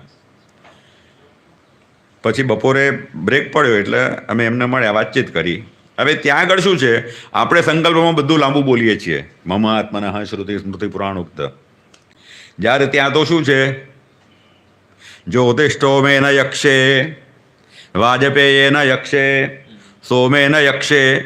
એક જ આટલો 2 જ પદનો સંકલ્પ હોય ખાલી, દર્શ પૌર્ણમાસાભ્યામ યક્ષે. એટલે મેં પ્રશ્ન पूछो, मैं कहा हमारे यहाँ जो श्रौत कर्म होता है उसमें संकल्प में तो बहुत बड़ी शब्दावली होती है और आप बोलते हैं. એટલે એમણે એક જ સુંદર વાક્યમાં ઉદાહરણ આપી દીધું કે देखिए पंडित जी, फलश्रुति हर एक कर्म की अलग अलग होती है और वो शास्त्र में लिखी रहती है कि भाई सत्यनारायण व्रत करशो तो શું વ્રતેન તપસા કિમ વા પ્રાપ્સ્યતે વાંછિતમ ફલમ, કે એવું કયું જે વ્રત છે કે જેનાથી મન વાંછિત ફળની પ્રાપ્તિ થાય? તો કે છે કે સત્યનારાયણનું વ્રત. એટલે સંકલ્પ કરો તો એ મન વાંછિત ફળ મેળવવા માટે સત્યનારાયણ વ્રત કરીશ્યામી એ બોલવાની કોઈ જરૂર નથી, કારણ કે એમાં લખ્યું જ છે કે આ વ્રત કરશો એટલે આ ફળ મળવાનું. ઓલરાઈટ. હા. એટલે સંકલ્પમાં એ વ્રતની અંદર જ એનું ફળ જ્યારે નિર્દિષ્ટ કરી દીધું છે એટલે સંકલ્પમાં બોલવાની જરૂર નથી. ખાલી સત્યનારાયણ વ્રતં કરીશીએ. એટલે એમણે એક સરસ વાત કીધી कि देखिए पंडित जी, अगर मैं आपको एक चांटा मारूंगा तो आप मुझे 2 चांटा मारेंगे, तो फिर मेरे को ऐसा संकल्प करना पड़ेगा कि प्रति चांटा प्राप्ति अर्थम चांटा प्रदान करिष्ये. वो तो पता है ही कि जब मैं आपको चांटा मारूंगा तो आप 2 चांटे अवश्य देने वाले हैं. तो क्या है कि हर एक कर्म का फल निश्चित है और शास्त्र में लिखित है, इसलिए कर्म का फल जो है वो बोलने की जरूरत नहीं है. અને આજે બપોરે થોડીક ચર્ચા પૂજ્ય પાંડુરંગ શાસ્ત્રીની આપણે થઈ, બરાબર છે, દાદાજીની. ખરેખર એમના ગ્રંથો પણ મેં વાંચ્યા છે અને એમને પણ હું મોડેલ તરીકે સ્વીકારું છું. એમણે ખરું કહ્યું કે આપણા કર્મની અંદર ફલશ્રુતિ રખીને કર્મનો કચરગાણ કરી નાખ્યો છે. હું શું કરું તો મને આ મળે. એટલે ભક્તિની જાગૃતિ માટે આ બહુ વ્યવધાનો છે બધા. કોઈ પણ ને કંઈ પણ કરવાની વાત હોય તો એનાથી શું મળશે, આ વાત પહેલી આવે છે. પણ ત્યાં એમણે ખરેખર નિષ્કામ યોગની વાત એ કરી છે કે હું શું કરું, મારે કશું જોઈતું નથી. આ નિષ્કામ કર્મ છે. તો આ વાત આપણા કર્મમાં છે. એટલે આ કર્મનું જે ફળ છે એનો સંકલ્પ સીધે સીધો શું છે? મમોપાત્ત દુરિતક્ષય પૂર્વકમ, મારા ભેગા થયેલા પાપોનો ક્ષય થાય. મમ ઉપાત્ત દુરિત, મારા જે પાપો ભેગા થયા છે એનો નાશ થાય. અને બ્રહ્મ વર્ચસ કામાર્થમ, આ આવી ગઈ એટલે પછી બધું આવી ગયું, આમ કશું જ બાકી રહેતું નથી. સંધ્યોપાસન અહં કરી છીએ. હવે આ પણ એક બ્રહ્મ સુધી પહોંચવાના સ્ટેપ બતાવેલા છે. આપણા જે વેદો છે એ વૈદિક સાહિત્ય 4 ભાગમાં વહેંચાયેલું છે: સંહિતા, બ્રાહ્મણ, આરણ્યક અને ઉપનિષદ. અને આમ જોવા જઈએ તો વેદના 3 કાંડ બતાવ્યા છે: કર્મકાંડ, ઉપાસનાકાંડ અને જ્ઞાનકાંડ. અને એ સ્ટેપ બાય સ્ટેપ છે. એમાં પહેલો કર્મકાંડ છે. કર્મકાંડ એટલે સંહિતા અને બ્રાહ્મણ. પછી ઉપાસનાકાંડ, એમાં આરણ્યક આવે. અને પછી જ્ઞાનકાંડ એટલે ઉપાસના આવે.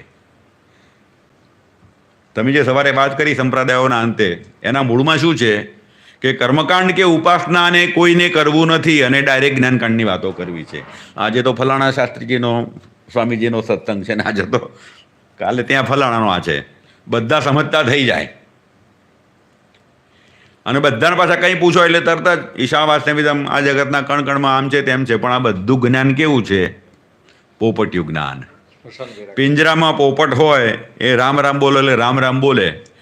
પણ જો પિંજરાની નજીકથી બિલાડી પસાર થાય તો એ રામ રામ બોલવાનું તરત જ ભૂલી જાય. કારણ કે રામ શું છે એને જો ખબર હોય કે રામ નામ બોલવાથી આ સંસાર તરી જવાય છે, તો બિલાડી શું, વાઘ આવે તો એ રામ નામ એના મનમાંથી છૂટે નહીં. પણ એ રામ નામ એને પચેલું નથી. એમ કર્મકાંડ અને ઉપાસના કાંડમાંથી પસાર થયા વિના ડાયરેક્ટ જે લોકો જ્ઞાનકાંડમાં પ્રવેશ કરવાની વાત કરે છે એમને જ્ઞાન તો મળે છે ઈશાવાસ્યમિદમ સર્વમ. બધાની અંદર દરેકના હૃદયમાં પરમાત્મા બિરાજે છે. પણ કોઈ તમારા 100 રૂપિયા ઉછીના લઈ ગયો જો આપે નહીં તો એના હૃદયનું પરમાત્મા એ તમારા પરમાત્માનો દુશ્મન. કારણ કે હવે આ થવાનું તો કે છે કર્મકાંડ શા માટે, ઉપાસના શા માટે અને જ્ઞાનકાંડ શા માટે? તો સૌથી પહેલી વાત કે છે કર્મકાંડથી તમારી બુદ્ધિ શુદ્ધ થાય. બુદ્ધિ શુદ્ધ થાય. કર્મકાંડનું ફળ જે છે એ બુદ્ધિને શુદ્ધ કરવાનું છે. કારણ કે બુદ્ધિ માટે કુબુદ્ધિ શબ્દ વાપરે, લાગુ પડે. મતિને આપણે કુમતિ કહીએ, પણ વેદમાં આગળ 2 શબ્દો બીજા આવે છે, મેધા અને પ્રજ્ઞા. એટલે આ બુદ્ધિ જે છે ને એ કુબુદ્ધિ ન બનવી જોઈએ. એટલે તમારી બુદ્ધિ શુદ્ધ થાય. સવારે જે વાત કરી કે ભાઈ વિઘ્નો આવે, એમણે જે 3 વાત કરી, આવરણ મલ, માહિક મલ અને કાર્મિક મલ. મલ આવ્યો ને ભાઈ. તો આ 3 પ્રકારના મલને દૂર કરવા માટે જ બુદ્ધિ શુદ્ધિની જરૂર છે. અને એ બુદ્ધિ તમારી શુદ્ધ થાય કર્મકાંડથી. બુદ્ધિ શુદ્ધ થયા પછીનું સ્ટેપ આગળનું ઉપાસના કાંડ. જ્યાં સુધી બુદ્ધિ શુદ્ધ થતી નથી ત્યાં સુધી ચિત્તની એકાગ્રતા પ્રાપ્ત થતી નથી. કારણ કે બુદ્ધિમાં જ્યાં સુધી કચરો હોય ને ત્યાં સુધી તમે જપ કરવા બેસો એટલે તમને તરત જ ઉઘરાણી યાદ આવે, કોઈ તમારું કંઈ કર્યું હોય તો યાદ આવે, લાઇટનું બિલ ભરવાનું બાકી રહી ગયું છે, આ છેલ્લી તારીખ આવી ગઈ છે, એટલે પછી માળાની સ્પીડ વધી જાય ચિંતાની. એટલે આ બધા વિઘ્નો જે છે એ ચિત્તની એકાગ્રતામાં અવરોધક બને છે. એટલે બુદ્ધિ શુદ્ધ થાય ને ત્યારે જ ચિત્ત તમારું એકાગ્ર થાય છે. અને એટલા માટે ચિત્તની એકાગ્રતા એટલે ધારણા એ યોગનું 6થું પગથિયું છે. 5 પગથિયા સુધી તો યમ, નિયમ, આસન, પ્રાણાયામનો પ્રત્યાહાર. એટલે પ્રત્યાહાર માટે એમ કહી શકાય કે બુદ્ધિ શુદ્ધિનું લેવલ ત્યાં સુધી છે. વિડ્રોલ ઓફ સેન્સીસ, ઇન્દ્રિયોને વિષયોથી દૂરીકૃત કરી અને અંતર્મુખ કરવી. વિષયો પ્રત્યે જે ઇન્દ્રિયો દોડે છે આપણી, એને અંતર્મુખ કરવી, ત્યાં સુધીનું કામ પ્રત્યાહાર, વિડ્રોલ ઓફ સેન્સીસ. અને ભગવદ્ ગીતાકાર ત્યાં કાચવાનું ઉદાહરણ આપે છે, કુર્મોંગાની વસર્વશઃ. અને એ જ વસ્તુ આસનમાં પણ આવશે, આસન વિધિમાં. હું પછી કહું તમને. તો ચિત્તવૃત્તિ નિરોધ અથવા ચિત્તની એકાગ્રતા કહો, આ બધું લગભગ સિમિલર છે. જોકે માઇનોર ડિફરન્સીસ દરેકમાં છે. કોઈ પણ 2 શબ્દો એક સરખા આપણને કહેવાય કે પર્યાય છે, પણ પર્યાય એકદમ સેમ ટુ સેમ હોતા નથી. પ્રાણાયામ સુધીની જે ક્રિયા છે યોગમાં એ અંતરંગ છે. પ્રાણાયામથી જ પાછી બહિરંગ છે. 4 અંગો બહિર છે અને 4 અંતરંગ છે. યમ, નિયમ, આસન, પ્રાણાયામ એ અંતરંગ. અંતરંગ છે. ત્યાંથી પાછી બહિરંગ અંતરંગની અંતરંગ ચાલુ થાય, પ્રત્યારથી અંતરંગ ચાલુ થાય છે. તો ઉપાસનામાં તમારી ચિત્તવૃત્તિ એકાગ્ર થાય. ચિત્તવૃત્તિ એકાગ્ર થવી એનો મતલબ શું છે કે તમે જેની પાસે બેસા, ઉપવત્તા આસ ઉપવેશને ધાતુ, બેસવું, નજીક બેસવું, એના ઉપરથી ઉપાસના શબ્દ બન્યો. એટલે તમારા જે ઉપાસ્ય છે દેવ, એની નજીક તમે બેઠા. બરાબર છે? એની ઉપર તમારું કોન્સન્ટ્રેશન થાય, એટલે તમારું ચિત્ત એકાગ્ર થાય કે એના સિવાય બીજા વિચારો ના આવે. ક્યારે ના આવે? તમારી બુદ્ધિ નિર્મળ થઈ ગઈ હોય ત્યારે. એટલે કર્મકાંડ થયા પછી જ ઉપાસના. અને એ તમારી ઉપાસના સિદ્ધ થાય ત્યારે એ જે ઉપાસ્ય તમારું પરમ તત્વ છે, એ પરમ તત્વ સ્વયં કેવું છે? સચ્ચિદાનંદ સ્વરૂપ છે. સત, ચિત અને આનંદ. સત એટલે અસ્તિત્વ, જેનું એક્ઝિસ્ટન્સ દેશ અને કાલથી મર્યાદિત થતું નથી. આપણે અત્યારે બ્રાહ્મણ સમાજમાં બેઠા છીએ તો બીજી જગ્યાએ આપણે નથી. જ્યારે બ્રહ્મ તત્વ છે એના માટે આપણે એમ ના કહી શકીએ કે આ મંદિરમાં ભગવાન છે તો પેલા મંદિરમાં નથી, અથવા તો ઘરમાં નથી. એને દેશ અને કાલની મર્યાદા બાધિત કરી શકતી નથી. પછી ચિત્ત એટલે જ્ઞાન. અને જે ચિત્તી શક્તિની વાત કરી તમે સવારે, ચિત્તરૂપણ્યાકૃત્નમ એતદ વ્યાપ્ય સ્થિતા જગત, આખા જગતને જે વ્યાપીને રહેલી છે ચિત્ત શક્તિ, એ ચિત્ત શક્તિ એ જ જ્ઞાન છે. અને ત્રીજું આનંદ છે. તો ભગવાનનું આ સ્વરૂપ છે. તો બ્રહ્મનામ વેદ સવારે જે વાત થઈ, એ વેદ પણ સચ્ચિત અને આનંદ છે. વિદ ધાતુ જો અદાદી ગણનો લો તમે, દિવાદી ગણનો, તો વિદ્યતે એ અસ્થિનો અર્થ બતાવે. વિદ ધાતુ દિવાદી ગણનો લો તો વેત્તિ એ ચિત્તનો અર્થ બતાવે. અને વિદ ધાતુ તુદાદી ગણનો લો તો વિંદતે એ આનંદ અર્થ બતાવે. એટલે વેદ શબ્દ જ સચ્ચિત અને આનંદ છે. અને એટલા માટે જ ઉપનિષદો કહે છે કે પરમાત્માની વાણી છે.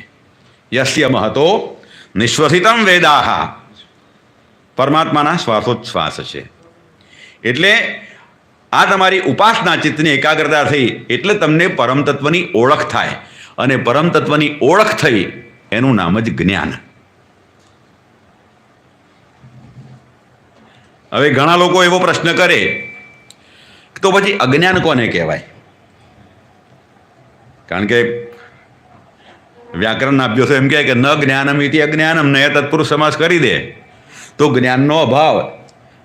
હવે આપણે એક બાજુ એમ કહીએ કે જ્ઞાન એ પરમાત્માનું સ્વરૂપ છે અને પરમાત્મા સત છે. એટલે સત એટલે જેનું અસ્તિત્વ નકારી શકાય એવું છે જ નહીં. તો પછી અજ્ઞાનની વ્યાખ્યા શું કરશો? તો વેદાંત દર્શનમાં જગતગુરુ શંકરાચાર્યએ જે ભાષ્ય લખ્યું છે એના ઉપર આપણા રાજેન્દ્ર પ્રસાદ પછીના કોઈ એમના પહેલા કોણ હતા રાષ્ટ્રપતિ? હા, ડૉક્ટર રાધાકૃષ્ણન. એ ડૉક્ટર રાધાકૃષ્ણને શંકર ભાષ્ય ઉપર કોમેન્ટરી લખી છે. અને એમાં ગુરુજી એમણે સુંદર એક જ વાક્ય લખ્યું છે, અજ્ઞાન does not mean absence of knowledge. અજ્ઞાન ડઝ નોટ મીન એટલે અજ્ઞાનનો અર્થ જ્ઞાનનો અભાવ એવો નથી. અજ્ઞાન does not mean absence of knowledge, but હવે અર્થ બતાવે છે, ઇટ ઇઝ સ્પિરિચ્યુઅલ બ્લાઇન્ડનેસ. આધ્યાત્મિક દ્રષ્ટિનો અભાવ છે. ભગવાનનો અભાવ નથી, જ્ઞાનનો અભાવ નથી. બહુ સરસ વ્યાખ્યા કરી. 1974નો અંત 75માં કાશીની અંદર 80 ઘાટ ઉપર અખિલ ભારતીય શાસ્ત્રાર્થ પ્રતિયોગિતા યોજાઈ. આખા ભારત વર્ષની જેટલી પણ સંસ્કૃત યુનિવર્સિટીઓ અને કોલેજો મહાવિદ્યાલયો છે એ બધાના જ અધ્યાપકો પોતાના વિદ્યાર્થીઓ લઈને આવે આ પ્રતિયોગિતામાં ભાગ લેવાનો. મેં પણ એ સાધુબેલા દ્વારા, એ તો હોસ્ટ હતી સંસ્થા મારી, હું એમાં ભણતો, મેં પણ ભાગ લીધેલો. 2 દિવસ પહેલા વિષય જાહેર થાય, પહેલેથી જાહેર ન કરે. 2 દિવસ પહેલા વિષય જાહેર થાય અને પછી 2 દિવસ પછી શાસ્ત્રાર્થ કરવાનો એના ઉપર. એટલે સીધું અખાડામાં ઉતરવાનું જ છે કુસ્તી માટે.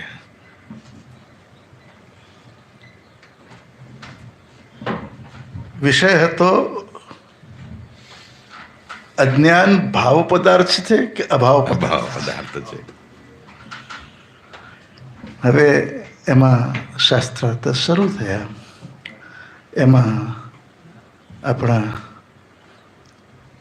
શું નામ એમનું, અમદાવાદ પાસે સ્વામિનારાયણ સંપ્રદાયના પહેલા, હા હા હા નહીં માધવપ્રિયદાસ, હા, માધવપ્રિયદાસ, માધવપ્રિયદાસજી એ શાસ્ત્રાર્થમાં સામે, અને એમણે સામેના બધા ઉઠ્યા. માધવપ્રિયદાસજી સંસ્કૃત યુનિવર્સિટી તરફથી ઉપર હતું. જ્ઞાનનો અભાવ છે અને મારે અજ્ઞાન એક ભાવ પદાર્થ છે એ સિદ્ધ કરવું હતું. અને હું એ શાસ્ત્રાર્થમાં વિજયી થયો. અત્યારે બીજા બધા તો ઠીક છે, પણ 2 જણા મારી બહુ નજીકના છે એ સભામાં હતા. એક જે રામ મંદિર, હા, ગોવિંદગીરીજી તે વખતે એમનું નામ કિશોર વ્યાસ. બંને નાનપણથી સાધ્ય ને તે વખતે પણ હતા. હું શાસ્ત્રમાં વિજયી થયેલો તો એમને સૌથી નાહવાનું પણ નહીં બરાબર. નવલશંકરે આપી જાય કાયલો. જે દિવસે શાસ્ત્રાર્થ હતો તે દિવસે સવારના બસ ફ્રેશ થઈ ગયા, બધો વિષય મગજમાં છે, સ્નાન કર્યું, સંધ્યા કરી, બધું કર્યું, વિશ્વનાથજીના દર્શન કરીને પછી શાસ્ત્રાર્થમાં ગયા. પણ કહેવાનો મતલબ છે ગીતાનો પેલો, અજ્ઞાનેના વૃતમ જ્ઞાનમ તેન મહ્યંતિ જંતવા. અજ્ઞાન દ્વારા જ્ઞાનનું આવરણ થયું. જો એ અભાવ પદાર્થ હોય તો આવરકત્વ ન સિદ્ધતી, એ આવરક થઈ ન શકે, એને ઢાંકી કેમ શકે? હિરણમય પાત્રેણ સત્યસ્યાપિહિતમુગમ તત્વમ પોષણ અભાવૃણું સત્ય. એ જે છે એની જેમ આ અજ્ઞાન એનાવૃતમ જ્ઞાનમ. બહુ સરસ ઘનશ્યામભાઈ તમને સમજાવી રહ્યા છે, પણ થોડુંક તમને એક વચમાં થોડીક ચટણી આવી જાય ને એટલે મેં આ પીરસ્યું કે આ શાસ્ત્રાર્થમાં વિજયી થયા પછી મને ખૂબ લોકોના આશીર્વાદ મળ્યા. એટલે સુધી કે પાંડુરંગ દાદાએ મારા શાસ્ત્રાર્થની વાતો અહીંયાના લોકો પાસે ગીતા પાઠશાળાની અંદર એમના પ્રવચનમાં, બીજા પ્રવચનોમાં વારંવાર કહી કે અમારા ગૌતમ આવી રીતે અમારો શાસ્ત્રાર્થમાં વિજયી થયો છે. એટલે એ આમ બહુ નાની વાતો છે, પણ બધું બહુ સમજાવવાનું છે ઘનશ્યામભાઈ આગળ.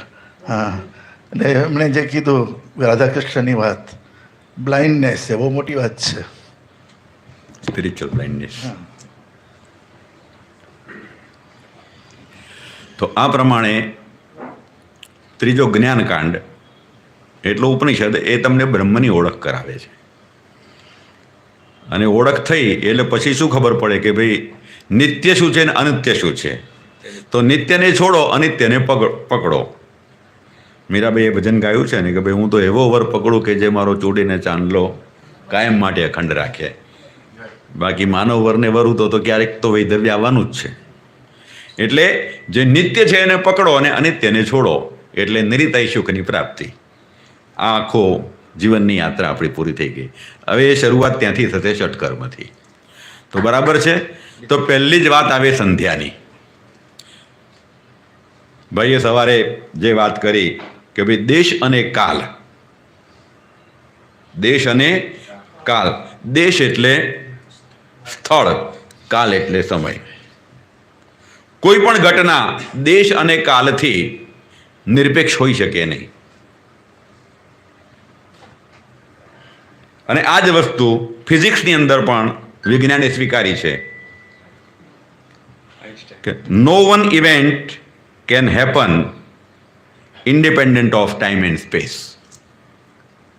આઈન્સ્ટાઈનની થિયરીમાં છે સાપેક્ષવાદનો સિદ્ધાંત એનો કે કોઈ પણ વસ્તુ દેશ અને કાલથી નિરપેક્ષ રહી શકે નહીં. એ સાપેક્ષ જ હોય. આપણે સામાન્ય બીજા કોઈ પણ વાત કરીએ કે અમુક ઘટના ઘટી એટલે તરત જ બે પ્રશ્નો આવે, ક્યારે ઘટી અને ક્યાં ઘટી. ક્યારેનો જવાબ એટલે કાળ અને ક્યાંનો જવાબ એટલે દેશ. કોઈ પણ વસ્તુ બને એટલે એના બે જવાબો તો દેશ અને કાલ. બરાબર છે. તો આપણે આ સંધ્યા જે કરવાની છે, આપણા ષટકર્મો કરવાના છે, એમાં બે વસ્તુ તો થઈ જ ગઈ. પહેલું તો જીવનમાં શું કરવું, તો what to do. What to do એ પ્રશ્ન આવ્યો. પછી આપણે ચર્ચા કરી રહ્યા છીએ હાઉ ટુ ડુ, કેવી રીતે કરવું. શું કરવું એ તો જાણ્યું, હવે કેવી રીતે કરવું એ. અને પછી બે પ્રશ્નો, when to do, where to do. ક્યાં કરવું અને ક્યારે કરવું. કારણ કે દરેક માટે સમય અને સ્થળ, અને એટલા માટે જ જ્યોતિષમાં આખો મુહૂર્તનો વિભાગ આપેલો છે. આપણા ગ્રુપમાં એ પ્રશ્નો આવે છે ને ભાઈ હોળાષ્ટક ક્યાં લાગે ને ક્યાં ના લાગે, ને મિનાર ક્યાં લાગે ને ક્યાં ના લાગે. આ બધા દેશ અને કાળના સિદ્ધાંતો છે. એટલે આ વસ્તુઓ ખૂબ જરૂરી છે. એટલે એમાં પહેલી વાત કરી કે ભાઈ બ્રહ્મ મુહૂર્તમાં જાગૃત થઈ જવું અને પછી સ્નાનાદિકથી પરવારવું. હવે આપણું જે કર્મકાંડ છે ને, આ આપણું ષટકર્મ છે, કર્મકાંડ વિભાગમાં આવે. 3 ભાગ જે બતાવે એમાં. હવે કર્મકાંડ વિભાગ છે એ પણ મેં વાત કરી જેમ ત્રિપુટી, એમ મંત્ર, તંત્ર અને યંત્ર, આ 3ની ત્રિપુટી છે. અને જ્યાં પણ મંત્ર આવે ને ત્યાં મંત્ર આવે, એની ક્રિયા આવે અને એનું દ્રવ્ય આવે. જ્યાં મંત્ર આવે ત્યાં ક્રિયા આવે અને એની સાથેનું દ્રવ્ય પણ આવે. એ સિવાય ચાલે નહીં. અને બીજી જે દેવતાની વાત કરી, તો દેવતાનું સ્વરૂપ કેવું છે, તો તંત્રશાસ્ત્ર એમ કહે છે કે મંત્રાક્ષરમયી દેવતા. મંત્રના જે અક્ષરો છે ને એ જ દેવતા છે, બીજું કોઈ દેવતાનું સ્વરૂપ નથી. અને સંધ્યાવંદનનો કે કોઈ પણ નિત્યકર્મનો સમય તમે નિર્ધારિત શું કામ કરો, તો સુંદર ઉદાહરણ સાથે સમજાવ્યું હતું એમણે. શાસ્ત્ર તો લખે છે કે તમે આજે સવારે 5 વાગે સંધ્યા અને ગાયત્રીના જપ કર્યા, તો એના જે દેવતા છે બીજા દિવસે સવારે 5 વાગે એ જપની રાહ જોતા આવી જાય. કારણ કે જપ એ દેવતાઓનો ખોરાક છે. સવારે વાત થઈ ગઈ.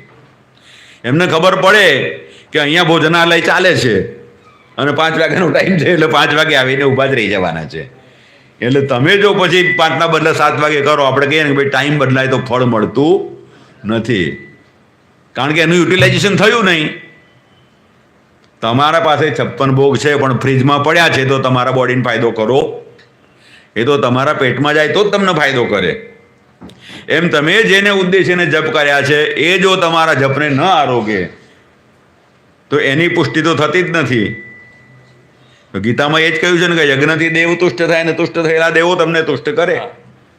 એટલે એ જ્યાં સુધી આવીને તમારા જપનો સ્વીકાર નથી કરતા ત્યાં સુધી એ જપનું ફળ તમને પ્રાપ્ત થતું નથી. એટલા માટે સમય નક્કી કરવો પડે.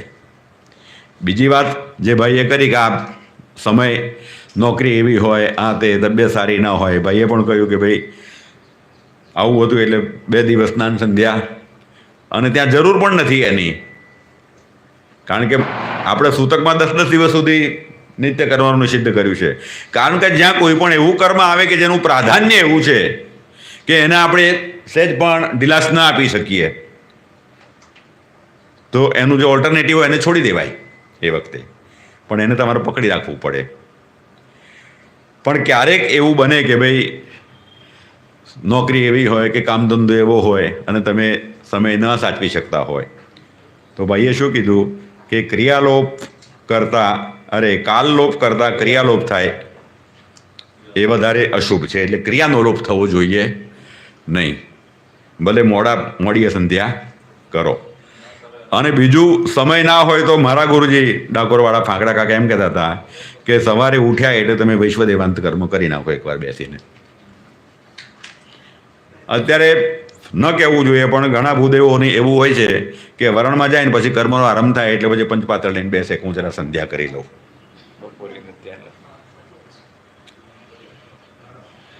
પણ મને એક ફાંકડા ગુરુજીએ પંચપાત્ર લઈને મને કે બહાર નીકળ મંડપમાંથી, આમ કહીને મંડપની બહાર કાઢેલો એકવાર.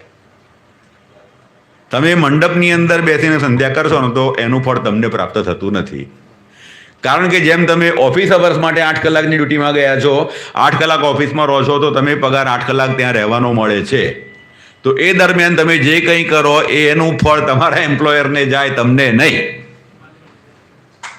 એટલે મંડપની અંદર બેસીને તમે જો તમારું સંધ્યાવંદન કરીને આમ સંતોષ માનતા હો કે મેં અમારું નિત્યકર્મ કરી લીધું, તો યુ આર રોંગ. એ તમારા યજમાનને જ એનું ફળ જવાનું છે. અને બીજું, તમે તમારા કર્મ પ્રત્યે વફાદાર નથી એનો દોષ તમને લાગવાનો છે. બીજો કે તમે ત્યાં ગયા છો. પિનાકિન નામના એક ભાઈ, પિનાકિનભાઈ છે ને હજી કલોલવાળા, પેલા હા સિદ્ધપુરવાળા તો ગુજરી ગયા. એ હંમેશા આવે જ્યાં યજ્ઞ હોય આપણે ત્યાં ઓળખ્યા. ના એ નહીં, એ બીજા એક પિનાકિન બેઠા અહીંયા. એ ગમે ત્યાં પહોંચી જાય, ક્યાંય પણ કર્મ કાંડ હોય તો પહોંચી જાય. એ અમારે અતિરુદ્ર યજ્ઞ હું આ થઈ ગયું 12 દિન અહીંયા મંડપમાં ના કરતો, એટલે એને તારે જે કરવું એ બહાર કર, અહીંયા આવીને જેને માટે આવ્યા છે જ કરવું પડે, એટલે એને બહાર કાઢ. બિલકુલ સાચી વાત છે. તો એ વાત કહે છે ને, આ બહુ આ મોટેરાઓએ જે નિયમ ઘડ્યા છે એને બહુ ધ્યાનમાં રાખવાના છે. તો બ્રહ્મ મુહૂર્તે ઉત્થાએ લખ્યું છે, જાગ્યા ત્યાંથી પછી સ્નાનની વાત આવે પહેલી જ. આ કર્મકાંડ જે છે ને એનું પ્રયોજન મેં પહેલાં જ કહ્યું કે બુદ્ધિ શુદ્ધ કરવાની છે, બરાબર છે. અને બુદ્ધિ ક્યાં છે? મસ્તિષ્કમાં છે. એટલે સૌથી પહેલું જે સ્નાન છે પથારીમાં બેઠા બેઠા જ, એને મંત્ર સ્નાન કહેવાય, અથવા તો તમે તાંત્રિક સ્નાન કહો. મંત્ર સ્નાન એટલા માટે કે તમે જે કંઈ મંત્રની ઉપાસના કરવાના છો એ મંત્ર તમને ગુરુ પાસેથી દીક્ષામાં મળેલો હોવો જોઈએ. આપણે એમ માનીએ કે ભાઈ અમે તો દીક્ષિત નથી, આપણે બધા જ ઉપનયન સંસ્કાર થયો અને ગાયત્રી મંત્ર મળ્યો એટલે દીક્ષિત જ થઈ ગયા છીએ. દીક્ષિત નથી એવું માનવાની કોઈ જ જરૂર નથી. તો આ સંઘટ્ટ મુદ્રાથી ગુરુનું ધ્યાન કરી, આપણા જે ગુરુ છે એમના ગુરુ એટલે પરમ ગુરુ, એમના ગુરુ એટલે પરમેષ્ઠી ગુરુ, આ ત્રણના નામ જો હોય અને દીક્ષિત તાંત્રિક હોય તો ગુરુ પાદુકા મંત્રો પણ હોય છે ત્રણેયના. પણ એનું ધ્યાન કરો એટલે ગુરુના પગમાંથી જે જ્ઞાનનો પ્રવાહ નીકળે એ તમારા મસ્તિષ્કમાંથી આખા શરીરના મલનું પ્રક્ષાલન કરતો કરતો તમારા પગ સુધી પહોંચી જાય છે. એટલે દરેક પ્રકારના જે કીધા 3 પ્રકારના મેલ, એ સવારે ઉઠીને તમે ગુરુનું ધ્યાન કરો ગુરુ પાદુકા મંત્રોથી.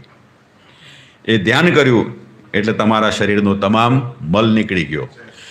એ મલ નીકળી જાય ત્યાર પછી તરત જ પથારીમાં બેઠા બેઠા જ પ્રાણાયામ, જે આપણો મૂળ મંત્ર છે, પૂરક, કુંભક અને રેચક જે વાત કરી છે. અને એ પ્રાણાયામ કર્યા પછી ઓછામાં ઓછો 10 વાર જપ. આ બધું લખ્યું છે એનો મતલબ એ થયો કે સંધ્યા સ્નાનમ જે વાત કરી છે, કારણ કે અહીંયા તમારે પ્રેક્ટિકલ સ્નાન કરવાની જરૂર નથી. આ સંધ્યાનો જ ભાગ છે એક. આપણા ક્રમમાં વિમલ સ્નાન કરીએ છીએ. હા, વિમલ સ્નાન હું ત્યાં જ આવું છું. એટલે અહીંયા તમે ગુરુ પાસેથી ગુરુપાદુકા મંત્રો દ્વારા તમારા એને શુદ્ધ કરી દીધું, પ્રાણાયામ કર્યો અને પછી 10 વાર મૂળ મંત્ર જપી ગયા અને એ તમારા ઈષ્ટ દેવતાને અર્પણ કર્યો. એટલે પહેલો તો જપ ત્યાં જ થાય છે. ત્યાર પછી તમારે જોવાનું છે કે તમારી કઈ નાડી ચાલે છે, ઈડા કે પિંગલા. એમાં જે નાડી ચાલતી હોય, જમણું નસકોરું ચાલતું હોય તો જમણો પગ પહેલાં જમીન પર મૂકો અને ડાબું ચાલતું હોય તો ડાબો પગ જમીન પર મૂકો. બરાબર છે. અને બંને જો સરખી ચાલતી હોય તો એનો મતલબ સુષુમ્ણા. અને સુષુમ્ણા નાડી ચાલતી હોય તો જપનો ઉત્તમ સમય છે. સવારે જો ઉઠ્યા હોય ને એ વખતે તમારી સુષુમ્ણા નાડી ચાલતી હોય તો પથારીમાં બેઠા બેઠા 3-4 માળા થાય એ કરી નાખો. એના જેવું ઉત્તમ કંઈ જ નથી.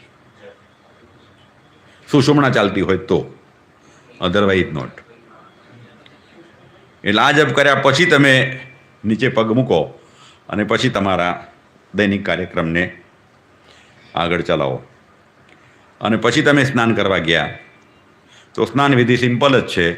તીર્થોનું આવાહન કરી એ જળને તીર્થમય બનાવી અને પછી સ્નાન કરી અને તમારા કર્મનો આરંભ કરો. સંધ્યા સમ્યક ધ્યાનમ તો ગૌતમભાઈ ગુરુજીએ કહ્યું કે ભાઈ સમ્યક પ્રકારનું ધ્યાન. પણ એના સમયને આપણે વિચારીએ તો એના સમયો બધા સંધિકાલ છે.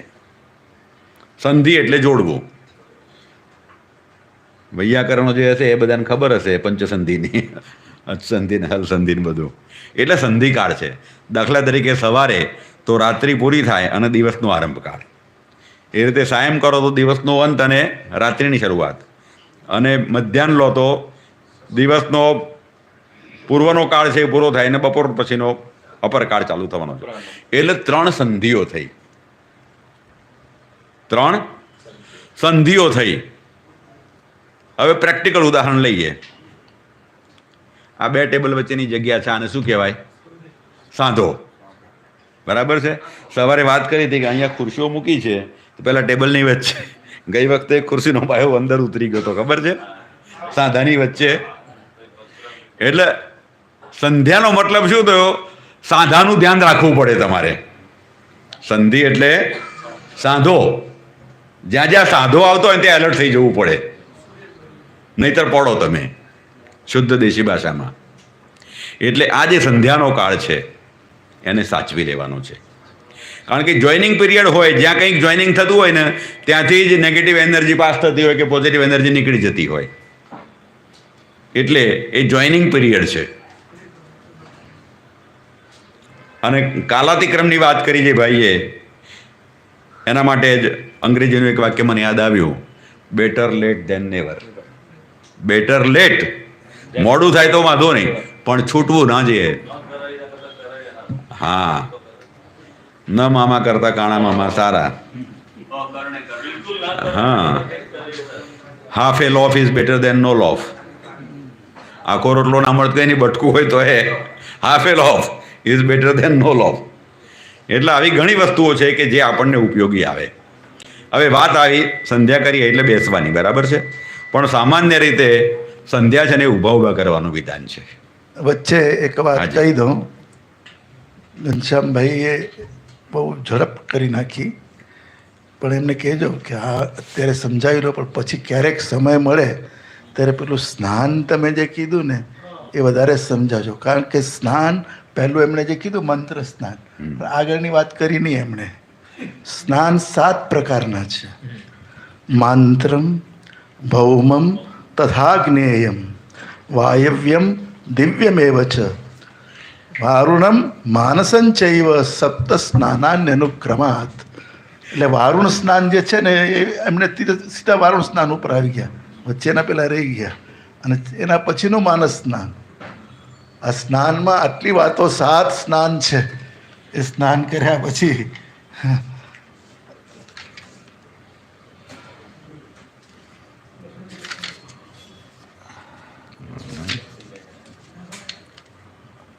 એટલે આજે એમની પાસે જે સમય છે એના પ્રમાણે. હા, આ બધા જ નાનો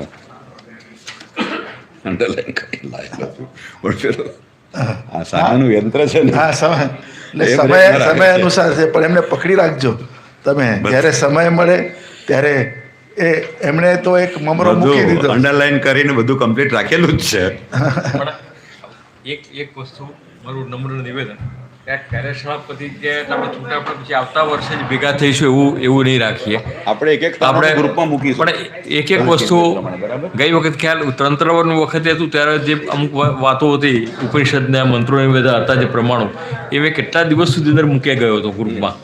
તો એવી રીતે આપણને એક વખત કદાચ ત્યારે યાદ પણ ના આવતું હોય એવું બની શકે ઘણા યાદ ના આવતું હોય પણ જ્યારે બી આપણને અવકાશ પડે તો એ મૂકવું તો શું બધા લોકોને એના સુધી આછી સમજણ સાથે થોડું મૂકતા રહીશું. ધન્યવાદ. સ્નાન જરૂરી છે. હે સ્નાન તે થોડું પાન પણ જરૂરી છે એટલે બ્રેકનો સમય થયો છે. ઓકે વાંધો નહીં. નાનકડો એક વિરામ લઈએ અને 10-15 મિનિટમાં પાછા આવી અને આગળના જે આપણા ખાસ વિદ્વાનોને 1 મિનિટ ઊભા થાવ એના પહેલાં વિનંતી કે આગળનું એક સેશન હોય છે આપણું કંઈ પણ પૂછો. હવે એ સેશન લેવું છે કે નથી લેવું અને લેવા માટેની વાત એટલી છે કે જો આપના પ્રશ્નો ત્યાં આ બ્રેક પૂરો થાય ત્યાં સુધીમાં આપના પ્રશ્નો આપણા ઉપપ્રમુખ શ્રી અથવા તો આપણા બંટીભાઈ સુધી પહોંચશે તો પછી કંઈ પણ પ્રશ્નો લઈશું લખીને અને નહીંતર પછી આપણું આ જે સુંદર પ્રવાહ ચાલે છે એની અંદર આપણે સ્નાનની ડૂબકીઓ લગાવતા રહીશું. હોવો જોઈએ એક જ કાગળમાં લખેલો તમારું નામ એમાં લખેલું હોવું જોઈએ. સાંભળજો પ્રશ્ન અહીંયા મોકલી ભાઈ, દેજો હમણાં થોડીક વાર બંધ કરો સરબત. અને એ બધા વતીથી અહીંયા જે રજૂઆત થશે પહેલી એટલે પેલા બધા 88,000 ઋષિઓના પ્રશ્નો હોય પણ